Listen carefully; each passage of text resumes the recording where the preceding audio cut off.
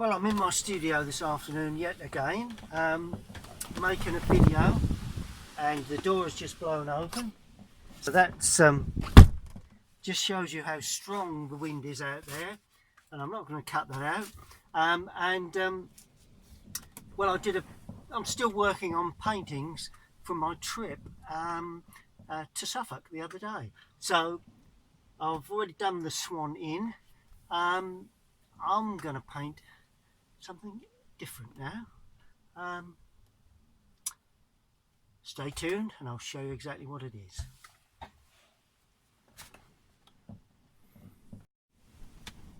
Well, it's absolutely blowing a gale outside. Got the window open, so you may hear the studio creak and groan a little, but providing the roof stays on, we should be okay. I need to keep the window open because it is so hot in here. The sun is very, very warm.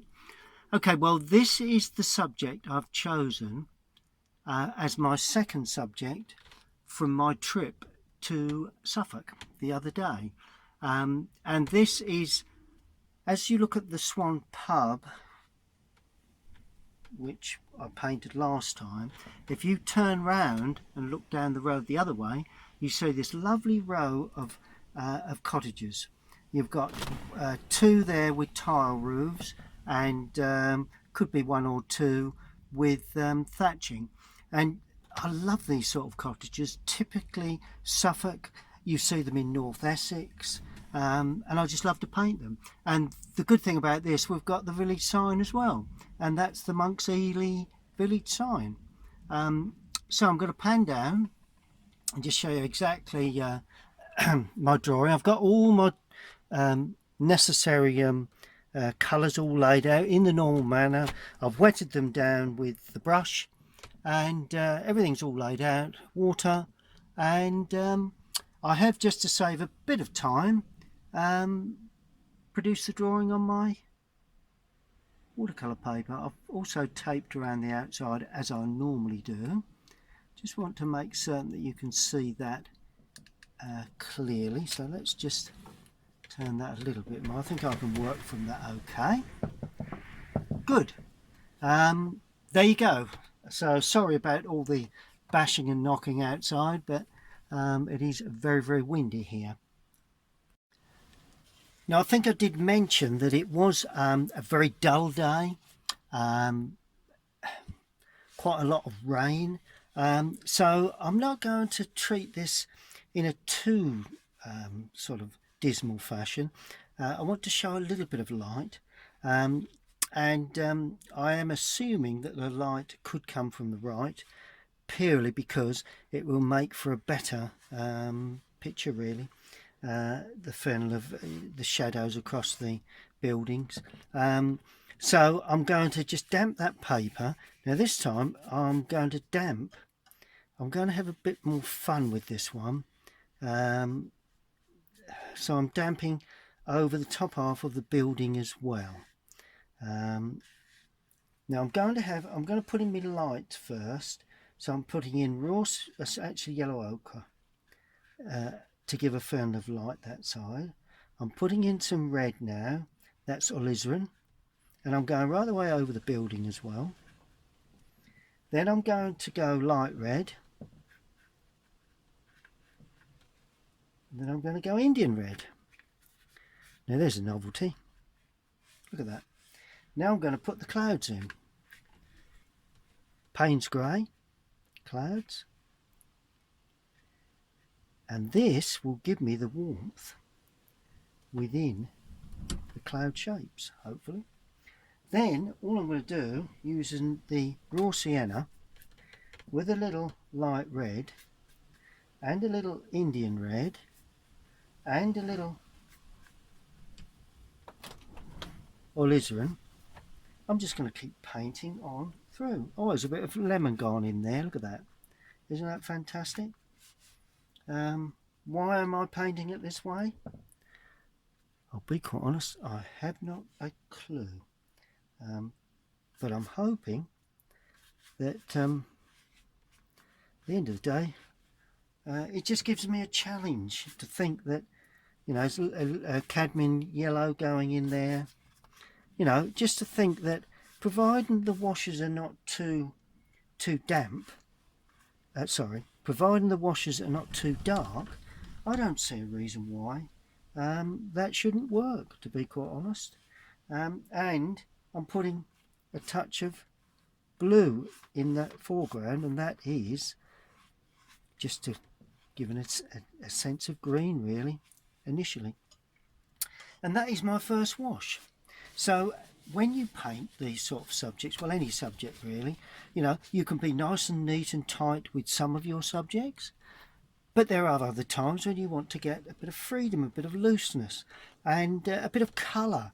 You know, so any paper we leave now that we don't paint will have a colour underneath. And I think you'll agree that the sky does look rather wet and damp. You know, it looks as if it's raining. So I'm going to leave that to completely dry. Well, I've left that to dry thoroughly. So I'm going to paint the roof areas in first, I think, next. It's dried off very nicely, nice bit of light that side, and feeling of sort of bit of rain, I suppose. So I'm going to work my way through and paint the roof work. Now I'm going to start off here. We'll paint the roof, then we'll paint the brick wall in front, and then we'll see where we go from there. Right, the colour for the roof down the back edge there will be very dark. Although it's red tile roof, it's going to be dark, purely because it's in shadow. So we may as well paint that in as if it's in shadow. And I'll try and paint as quick as I can. I haven't got a brush that points particularly well here, so it's you know, rough edges, loose edges, the odd gap here and there, it all seems to work well. Then I'm going to use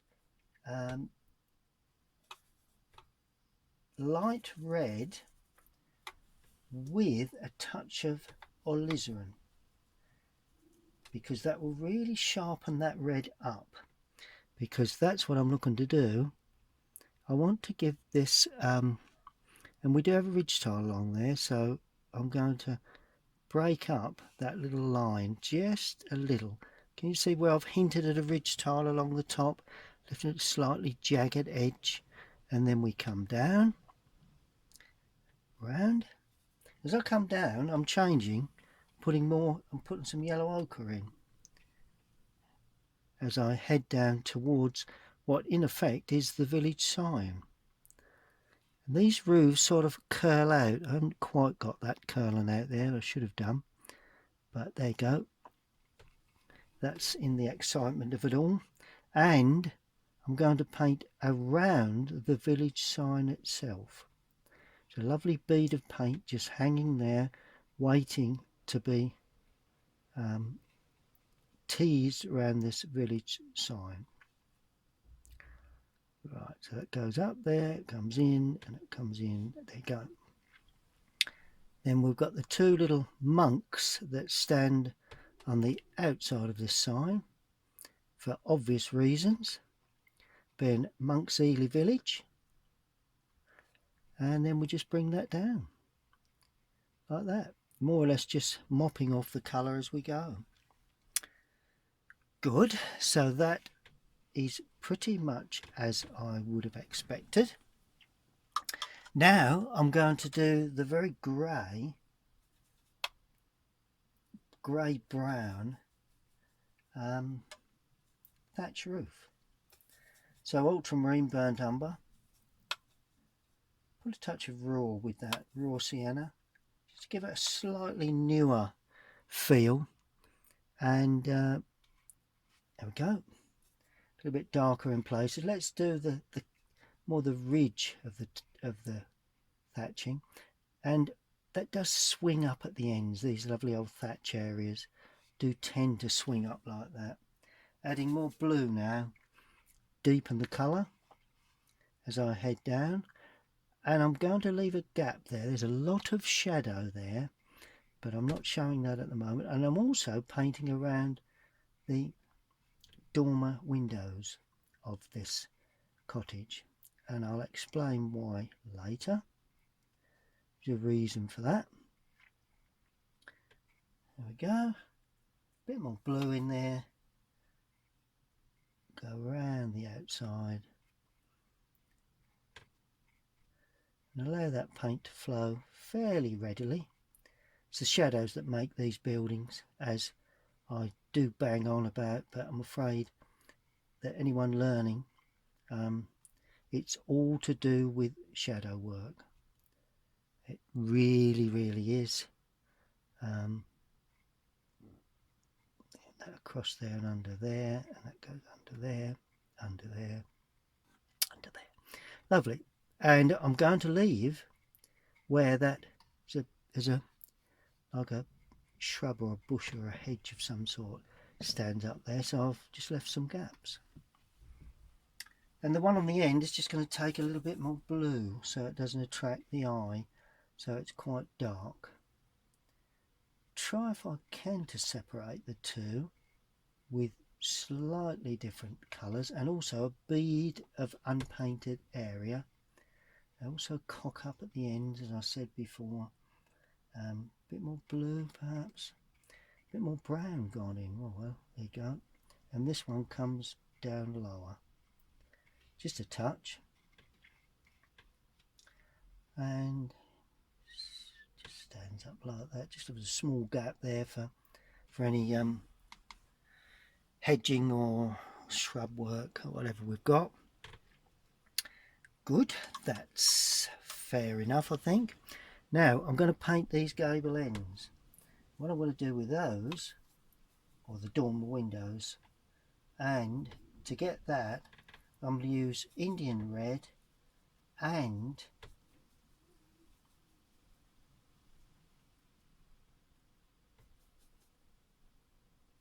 burnt umber with ultramarine. We're going to get a lovely dark brown with that. That's purely because that is in shadow. And if we get a little bit of running of colour there, I'm not too worried if it runs into the back. So that just shows where the shadow is on that back edge there. And then the front edge will take a little lighter tone, because it's in effect in a form of not sunlit. It's not sunlit, but it is very much lighter. And you should be able to see the definition then, particularly when we get the shadows in later on. There we go. So all of a sudden we created the dormers with a variation of tone. May not be able to see that with the light, but once it dries and it all turns matte, you'll be able to see that quite successfully. Now the chimneys, well, I'm going to add ultramarine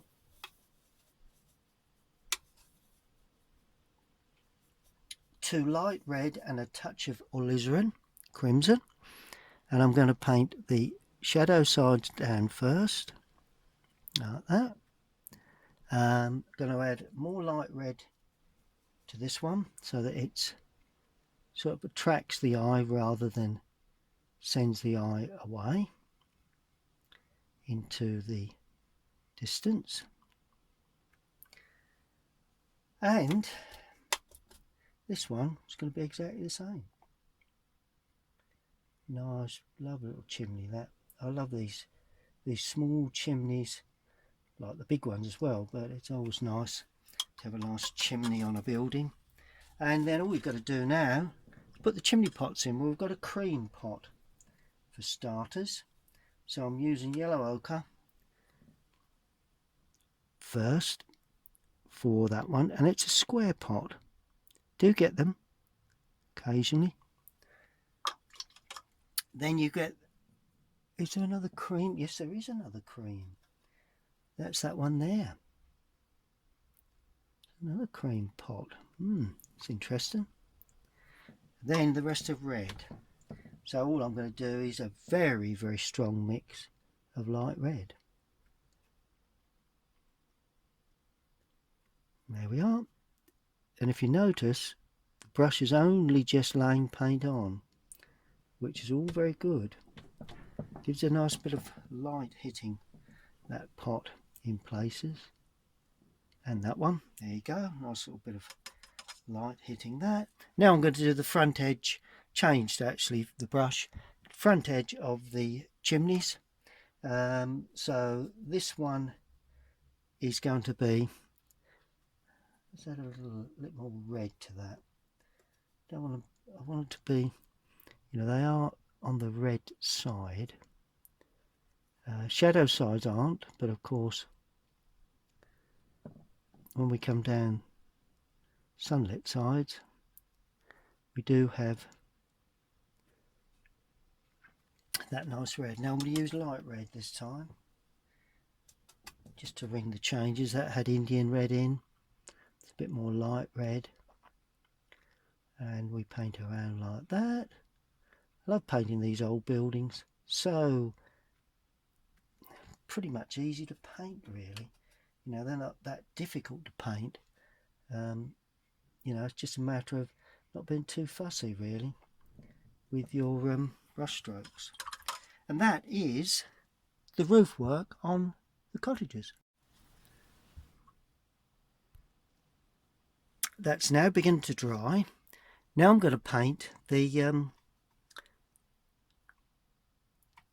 brick wall in front. Now we do have bricks that stand up at the top. Then we have, well, must remember a hedge that overhangs there. So I'm going to make that rather jagged.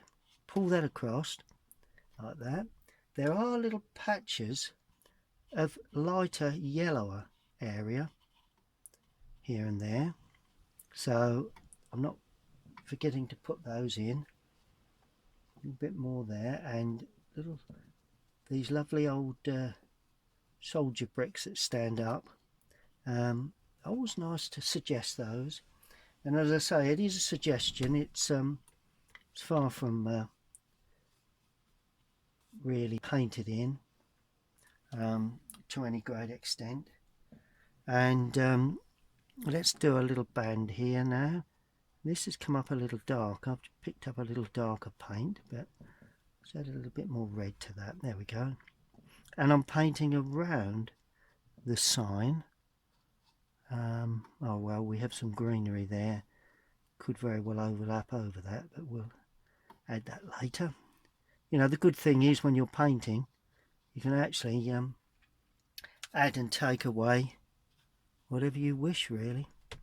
You know, if you want a little hedge added, a little bit larger, a little bit smaller,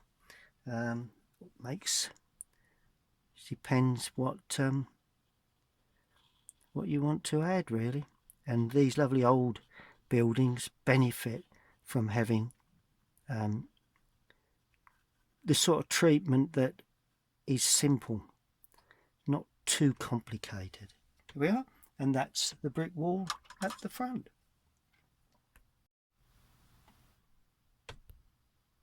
Now we've got no real depth as such, but what I'm going to do is to soften the tops of two of those conifers, lovely conifers standing back, a bit of red in that as well. So there you go, that's interesting. And I'm going to use ultramarine with yellow ochre or raw sienna, whichever you've got really. Got to be quite dark, quite blue, and I'm going to put that one up first, and that one will soak up into that and disappear. This one also soak up into that, leaving some little gaps along the top edge of that chimney, of that roof. And while, just before it dries, I'm just softening that. I've got some colour onto that, so I'm just softening that just soften that even more and pull that out into the sky. That then has a tendency to bring a little bit of additional something to that sky area. Here we are. Could be touch of gives a bit of mystical feel too. A bit more blue in that for those there. There we go. Then a bit more yellow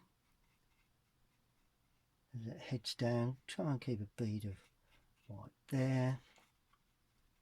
And then I'm going to add a little bit of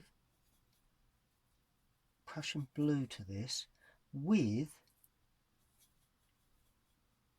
burnt sienna, and this goes up into that damp area, but it's just beginning to go a little on the dry side, so consequently it will soften but also leave some gaps, and that's what I'm looking to do. And then as we head down, a bit more blue, and that then overlaps that tree that stands in the front. We don't want too many gaps in the centre. Nice to have a bit on the outside edge.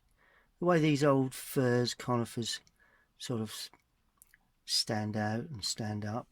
Trying to give an impression of that. A bit more blue, a bit more burnt sienna. Work my way down. A bit more brown, nice and dark. Always nice to have a dark image on the outside edge of a painting. And then we come to an area where the greenery planting is considerably lighter, and we leave some little gaps to make it look rather uneven.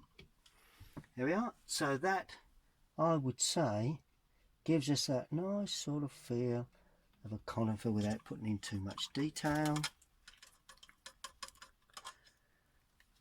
And with that same sort of feeling, so as I don't attract the eye to the outside, I'm going to dampen that area too before laying in raw sienna with the Prussian or Windsor blue. And I touch up into that, leaving 1 or 2 gaps. And then when I head down into the lower area, it begins to hold colour. So I add more Prussian, a bit more raw sienna, yellow ochre. Try and make it a little darker as it heads down towards the back edge of that roof line there. So it doesn't actually attract the eye. Put a bit of burnt sienna with it now, just to take off that stark, and just bring that up into it. Just yeah. See that? See the way you're getting a nice soft edge. Lovely technique that, just slightly damped. Not having any beads of white paper there on the back of that building. So it is quite a dominant colour, really, I suppose, but overall it seems to have worked.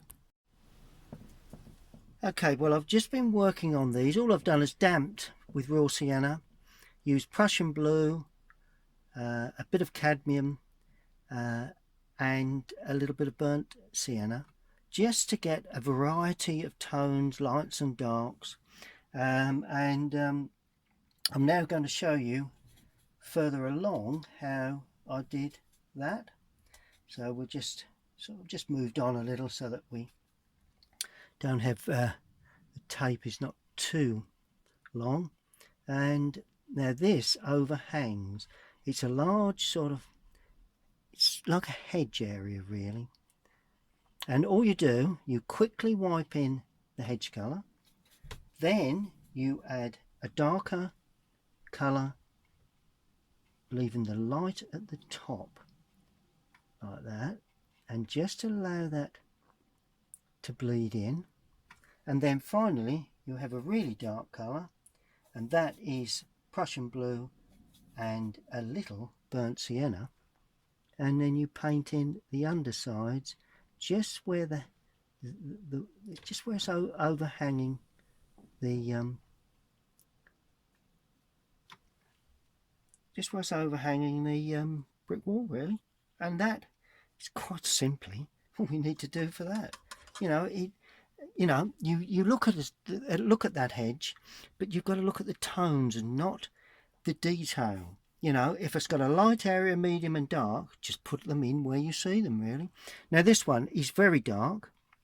It will be the darkest of any colour that I've got, or any bush that I've got in the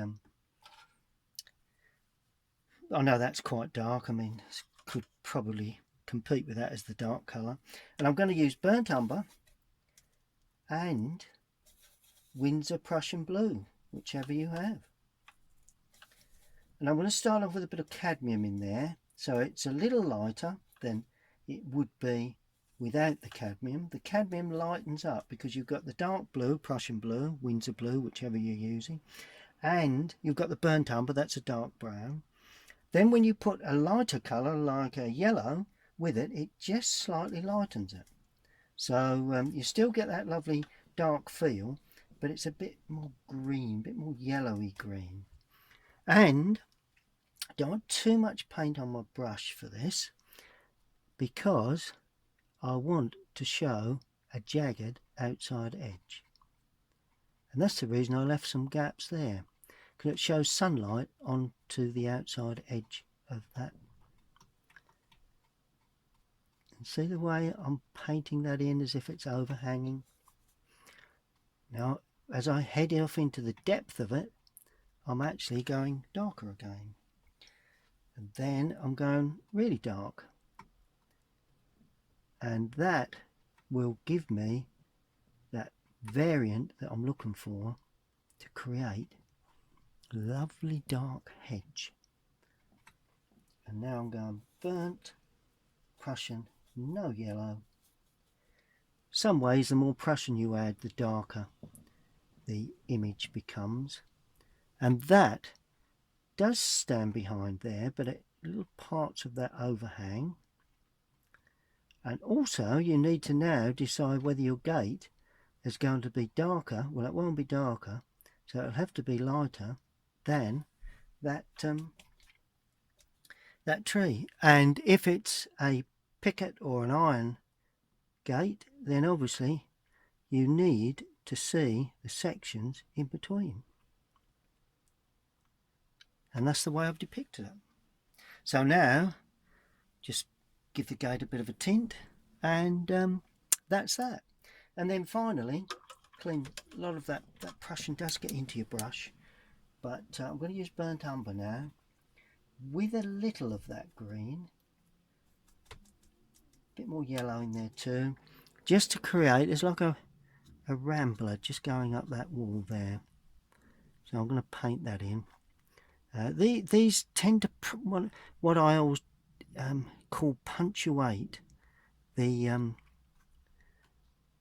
lands, you know, the images, and this runs down as far as the path.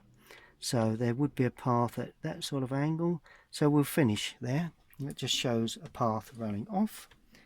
A little bit more to do now to that, in as much as a little bit of yellow green again, because this is where we've got a this one was darker than this, but I'm going to put that in as a lighter colour, purely because we've got a dark there. So I mean, although it shows up quite dark, I'll put it in a little bit lighter. And then finally, just to sit back, I'm going to add raw sienna, just to pick up a little of greenery that's just the other side of that gate. There we are. And not a bad idea, let's just try a bit of burnt sienna with that, because we do need to pick up, there is some greenery the other side of this picket gate again, so we need to show that like that. Then when we come to the gate, we can fill it in like that.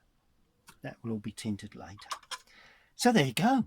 that is the next stage of the picture. And then finally, well, finally of the buildings, going to look at the windows now. And we have black edging and black boardwork. So you don't use black, you use ultramarine and burnt sienna. Or in this case, I'm using burnt umber. Could use burnt sienna. And the more ultramarine you use, the darker it becomes. But then, if you use too much, it becomes turns out to be a bit of a blue, which I'm not keen on. And see the way I'm rubbing, because it's painted and it's old, and I've not loaded the brush too much. It's beginning to flake away towards the bottom edges. See where I'm losing the image of that barge board? It's a barge board that supports the tile work on the outside edge. So that's the answer. You know, don't overload your brushes. Now I'm going to paint in window frame, and this there again is going to be treated pretty simply. It's white in the centre, but this is the painted area around the outside, and the sill, obviously that's dark as well, and that stretches quite a bit to the edge. There is a beam that runs down, a bit more blue in that, just to darken it a touch. There is a beam that runs down the side there, and they're not perfectly upright, that's why I've tried to pull them out. And then a beam that runs across the front there. But there again, see where I've let the brush just lay across the paper, leaving the area frame there, leaving some of the underpainting to shine through. And the beauty of putting it under washing, although that is white, it's actually reflecting a bit of the yellow in the sky above. So, you know, there's a reason sometimes, well, 9 times out of 10 there's a reason for using that particular colour and that particular method. Now the next thing I'm going to paint will be, I'm using this small brush again that points, purely because I want to pick around a little bit around the village sign. But we've got sort of like a, well, whether it's a Suffolk pink, but I'm not quite sure whether you call it Suffolk pink. Don't know what you call it really. But anyway, this is the colour I'm depicting. Alizarin crimson, raw sienna. I feel that is about the sort of, yeah, I suppose a bit more blue. Oh, perhaps a bit of Indian in there. Perhaps a bit of Indian red will help with more raw sienna. Let's see what we get with that. And I don't want it to be too dark, because I've been quite weak with my roof area, so I don't want that to be too dark. It is quite dark on the cottage. Let's add a bit more blue. It is more pink actually, so I've added a little bit more colour to that. There we go. Right, do a little bit this side, that's better. It's not as paint. Don't forget to paint around the windows. We've got those lovely dark painting around those, although they will be light. Those support iron work for the for that area there. Work my way down, trying to keep it all sort of flowing. There is a part of a window there as well, but I'm going to try and forget about that because it's just getting too complicated. There's a window there that needs to be left unpainted. Right, go around that window and down to the lower part of that building. There. Window, that's a door, sorry. This is a window. And notice how I'm doing a little bit one side, a little bit another side, trying to keep the paint flowing, not too concerned if it comes up a bit blotchy. These are old buildings that can tend to do that. And this one is yellow. And all I'm going to do for that, I'm just going to use a weak cadmium lemon. There we go. Look at that. It's amazing how cadmium yellow can be used on a building like that. Now, if you'd have said when I started that I'd use cadmium yellow on that building, then I'd have said no way. But for some unknown reason, it just cries out for it. And that's because of all the other colours that I've painted in there, really. And this one is the same. There's a bit of shadow on this one, but keeping that the same. Just painting around the windows because they are white framed. Good. So we'll allow those buildings to dry. Well, I've just painted the village sign. Now I'm going to line, it's just purely dropping in the main colours. There's a red, there's a blue, there's a sort of a mustardy colour which has come up a bit red, but I'm not too concerned with that. All I am concerned with now is painting, just giving a bit of lining to those with a brush that points. There is a bit of supporting pieces there. There is a couple of monks on the outside, but let's get the main board in with the Monks Eleigh. You won't know whether I've spelt that right or not, because I've not really spelt it in any way. And then of course you've got this lovely support and structure that curls up. Got one coming down there and that curls up. And it is the fact that I've left just a little bit of white, gives those metal areas just a little bit of shine. Now we get burnt umber for the monks' robes. Actual fact, it's a bit of burnt sienna. There we go. Bit of burnt sienna, and there's a monk that stands on the edge there in the robe, and another one there. There we are. Two monks. Not that you'd know it, but there you go. And then burnt umber with a small amount of blue in there, ultra, for the post, which is going to be a little bit lighter than the background once that dries. Good. It's looking pretty good to me. Now we need to attend to the windows. These are things that really show a building for what it is, and you can use varying dark mixes for this. I've gone in with ultramarine into a bit of red and a bit of brown that's there, so it'll be a warm colour. Don't see too much that's I forgot to do the touches of surround around these windows. There we go. Now that's sufficient for that. It's a shadow going over that, and now I'm adding a bit more blue, trying to get, I mean, you don't see the sky because it's not blue anyway, and all I'm going to do is 1 2 1 2 1 2. Then I'm going to do 1 2 1 2 1 2. Then I'm going to do 1 2 1 2 1 2. And that's all I'm going to do for that window. Quite simple.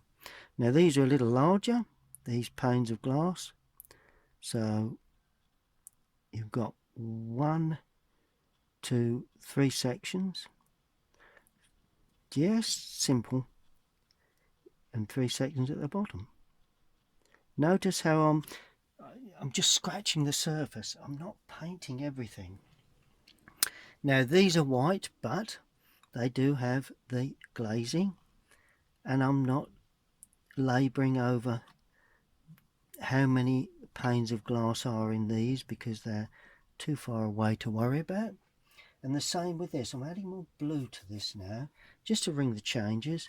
And as I say, once you get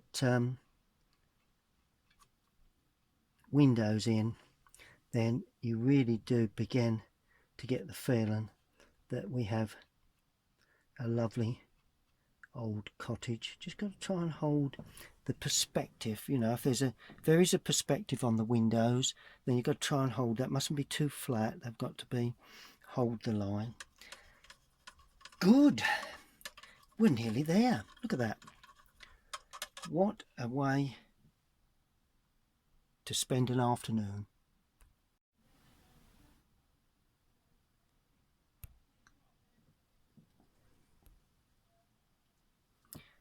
Now, as I said before, the sun was not particularly strong. In actual fact, it was quite a dull day. It just brightened up a couple of times. So when it did brighten up, we could see quite a nice little warm shadow, really.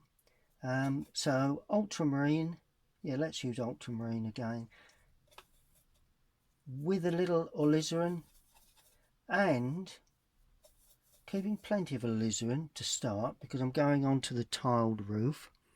So all of a sudden we see a lovely casting shadow, just if the light's coming from the left. There. And I don't want it to be too sunlit, so what I'm doing, I'm just using a damp brush just to soften the shadow. There we are. That's all. And we may use that shadow. See the way I've softened that shadow?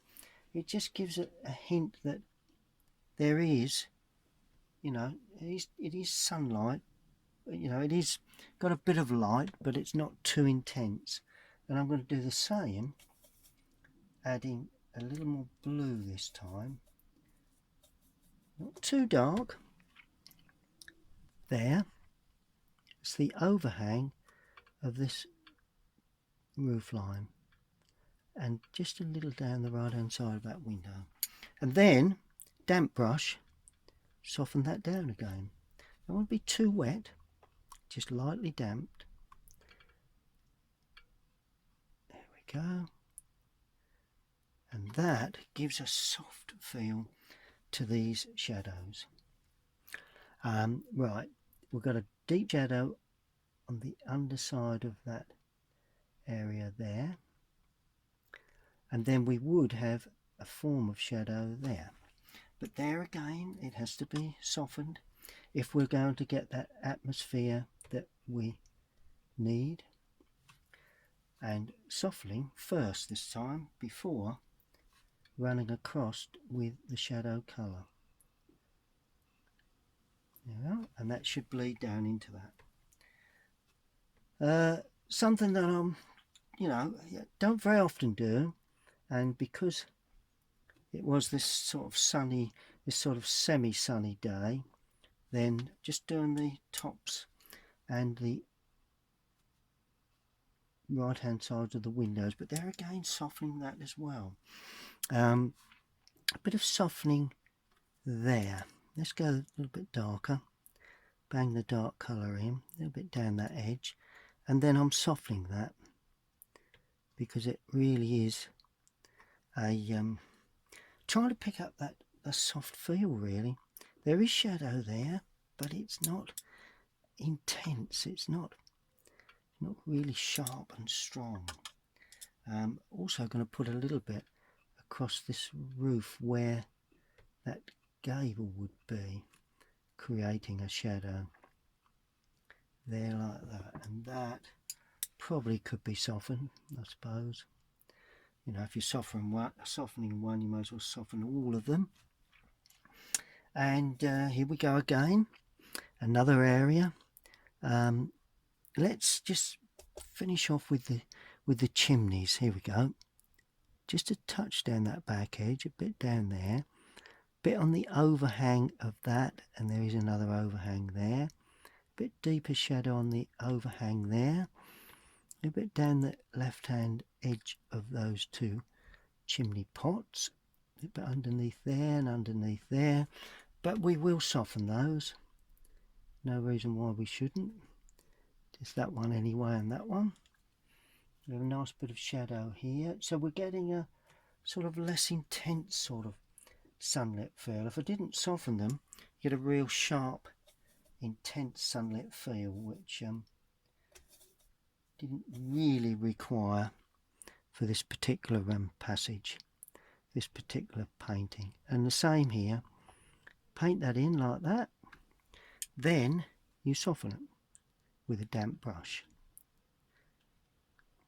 and then all of a sudden you shouldn't end up with a completely hard edge.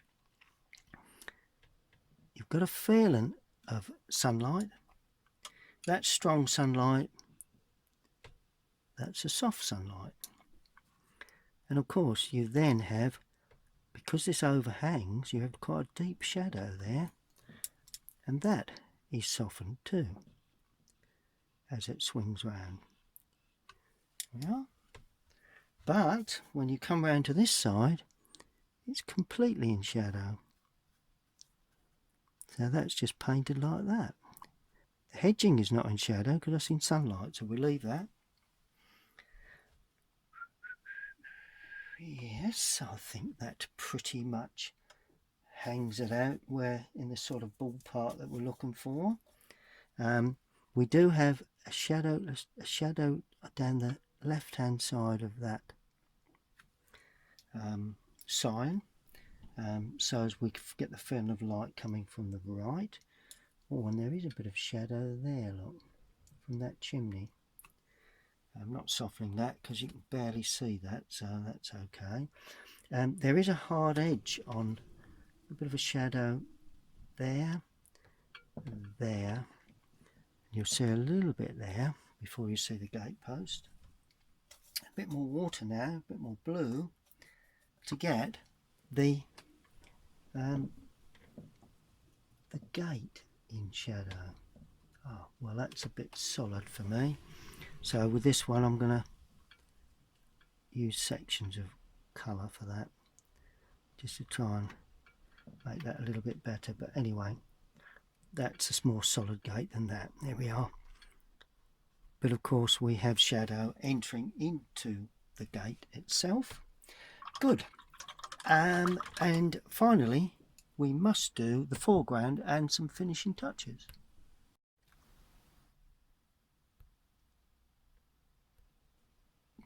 Now, making this foreground grass look interesting can be a problem to some people, but what I'm going to do, I'm going to damp an area there, just hitting the other side of that, and then I'm putting in cadmium yellow with a bit, it's just a dark green really, or not too dark, and that then slides down into a dry area. So we've got that dry area. Okay, so that's the start. Then I'm going to soften an area there, and I'm going to paint across with a slightly darker feel and just enter into that, so as we're getting nice clean washes of colour. Now this then creates a soft shadow across where the sign is, and that will be soft because I'm gently softening with a brush. Now this side is going to be very similar. We want all the light at the front of the building. Now this is going to be considerably darker there, but it very quickly, whoops, used the wrong brush there, very quickly going to run into a somewhat lighter area. So we got out of that one pretty quick. There we go.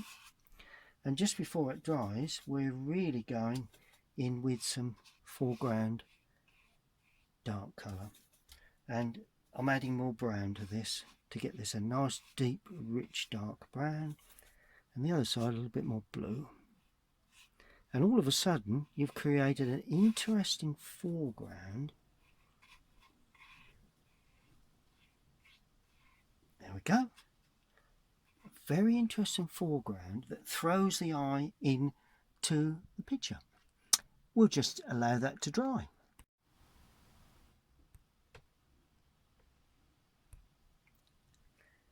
just before we take off the outside edge and give it a surround, I'm debating whether to put in the TV aerials. Do you think it's a good thing to do? Not really, is it? I'll have a think about that while I quickly painting in just a bit more water to that, the edging tile there. That needs to go in, but if you notice, I've left that white because that's the pointing that holds the ridge tile onto the roof. And I forgot to put a shadow in here, so I'm going to put it in with this colour, and that's going to be similar there and underneath there. So I'm just tightening this sort of tightening this picture up, really. Just tidying it up, if you like. A bit more blue now, just to make it a little darker. Now, quite often, well, there will be, and there is, gutter here, so we may as well paint that in, and that helps to finish that. Just going to lift that off. Gone too shallow, with too strong with that. There we are. Just soften that in. Good. We know we're getting somewhere when I'm beginning to put in things that perhaps I shouldn't. Nicely down to there, across there. Just tidying up, sharpening up really dark pieces. It all helps to give that final punch to the picture. Oh yes, there is a little lamp there, so we do the top of the lamp and then we leave the glazed area. Got a little support there. We're going to put a knocker on the door with a letterbox there. A little bit of dark there. I'll tell you one thing where I haven't put any major overhang shadow onto the wall, but whether I can show it with this, we'll soon know. There we are. Look at that. Use that as the shadow for the overhang on the wall there. Just looks as if there's a bit of overhang shadow. Good. Now, because I've not created, because that could be a white gate, but this definitely isn't a white gate, so I'm going to paint it as if it isn't a white gate. I'm putting a brown edging with a brown post in there. Right, and little touches. I always like these little sort of touches along where that's laying, the edge of the grass, a little bit there. Not too many. Oh, some little edging stones there, just one or two little, just to give it an old feel. Quite often, although it is a well tended grass area, you will quite often find there's some little sort of tufts. What they are, you know, I've looked at lots of artists and they've said just put in some little flecks of colour, little flecks of dark paint. That's too flexy. There we go, that's what I'm looking for. And all of a sudden you create interest. Not really sure what it is, but then again, I suppose we're not too concerned what it is. It just gives interest to that foreground area. And I think I'm in danger now of overdoing this, so I'm going to leave it at that and take the surround away. Well, there is the scene that I'm trying to depict. Monks Eleigh, Sign and Cottages. After we had a lovely meal in the pub on the other side of the road, I wandered out and spotted these. Well, that was quite a dull day, so I've had to depict it in that. I've still got that feeling of a dull day, so I tried through the video to actually paint it in that manner. and that is those row of cottages in Monks Eleigh, pretty much on the other side of the green to the Swan Inn. So if ever you go that way, by all means pop into the Swan Inn. It's a lovely old traditional pub. It has been renovated, but it still holds its character, and I do some lovely food in there. Okay, now all I need to do is to sign it. So sign it with the brush and paint that you've used in the picture. Just make it a little damper there, not too damp. There we are, that's signed. And you know, overall I think it's come off quite well. That village sign doesn't take away from the cottages. I did wonder when I put that in if that would sort of detract a bit, but it doesn't. It works quite well. Cottages stand out nicely. We can see that it is rather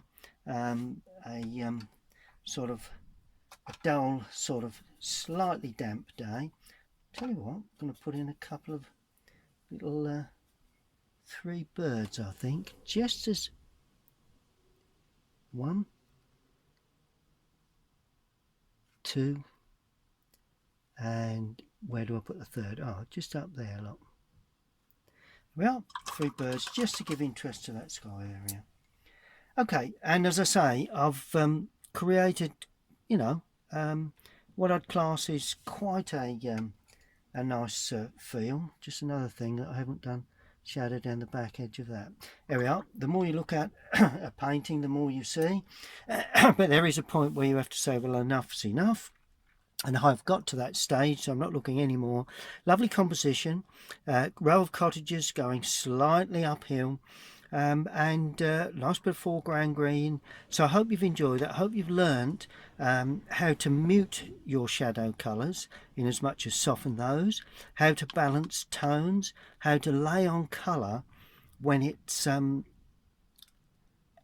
with the initial, you know, that's the initial wash of colour. So any gaps that you see left, little touches there, they are all the underpainting. So really the sky comes over, but because the sky is not too dark, it doesn't interfere with the lighter. If you had a really dark sky, you would have to paint round, but in this case these are all darker than the sky, so you can paint right the way over. And even the window areas had colour on, but of course they look white now. And the foreground, hope you've learned a bit about making your foreground grass interesting. And if you have enjoyed that and you haven't already done so, please subscribe to my YouTube channel. And if you want to see this and other paintings that I have for sale, normally I put them up within a day or two of the video going out. All you need to do is search Colinsteedart, all one word, colinsteedart.com, and visit my website. In the meantime, have a go at this one. Keep stopping the video at certain stages and see what sort of version you can get. I'm sure you'll achieve some good stuff. Stay tuned to my YouTube channel and we'll see you all again very soon. Thank you for watching.